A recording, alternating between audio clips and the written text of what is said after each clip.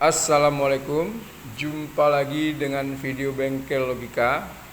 Pada video ini saya akan coba untuk mengecek bagaimana kalau kondisi dari sensor mic itu rusak ataupun putus. Yang pertama adalah gunakan avometer seperti ini, arahkan dari segala buzzer, lalu nanti kalau tidak terukur naikkan sampai bisa terukur.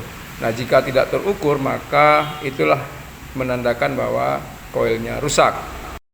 Nah, lalu kita cek, ini ada sebuah kondenser atau sensor mic yang putus, kita ukur. Nah, bisa diperhatikan pada angka dan jarum avometer. Nah, jika pada sistem avo digital ketika diukur angka 1 tidak berubah nilainya, maka itu koilnya rusak atau lilitan yang ada di dalam spool mikrofon itu rusak. Nah, kalau pada avo analog maka jarumnya tidak bergerak. Nah, ini kita ukur yang kedua, tidak juga naik. Nah, ini menandakan koilnya juga bisa jadi putus, atau kadang-kadang solderannya yang sudah mulai tidak bagus sehingga tidak menghantar kabel lagi ke jack mic atau kabel mic. Nah, ini kita ukur tetap tidak mau. Jadi jarum pada avo digital ini akan mengukur nilai resistansi pada koil yang ada di sistem mic. Kalau sudah putus begini, biasanya masalahnya adalah pada lilitan kawat L-mile yang kecil sekali itu putus. Penyebabnya apa? Lalu kita coba dengan mic yang lain. Nah, ini adalah mic yang masih bagus. Kita coba ukur.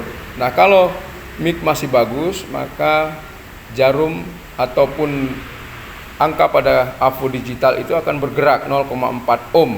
Nah, seperti itu. Nah, ini menandakan mic masih bagus. Nah, ini kita coba bongkar. Nah, kita penasaran bagian apa yang putus. Nah, jadi di dalam sistem mic itu ada magnet sama seperti speaker. Nah, jadi ada lilitan yang kawatnya halus sekali. Biasanya kalau mic itu pada saat kita buka jacknya tanpa dimatikan power dari mixer ataupun power dari amplinya, maka akan timbul spark atau percikan-percikan listrik yang bisa menyebabkan spool yang tadi kabelnya halus sekali itu putus. Atau pada saat mic dibuka dan dipasang itu tanpa mengecilkan volume. Jadi minimal itu kita harus mengecilkan volume dari mic dan volume dari power kita supaya tidak terjadi spark atau percikan api dari penguatan preamp rangkaian driver mic tersebut. Apakah bisa kita perbaiki? Nah, jika kita mampu untuk membuka lilitan, nah seperti ini, dengan kabel yang sangat halus. Kalau saya tidak bisa karena kecil sekali, bahkan lebih besar jempol saya.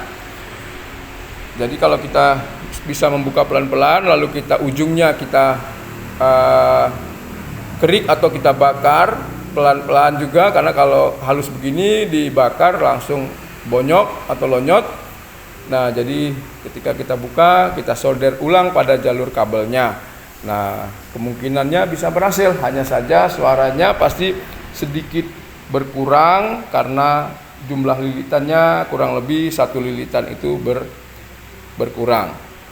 Nah, kalau saya biasanya ini ganti saja 1 set supaya lebih cepat.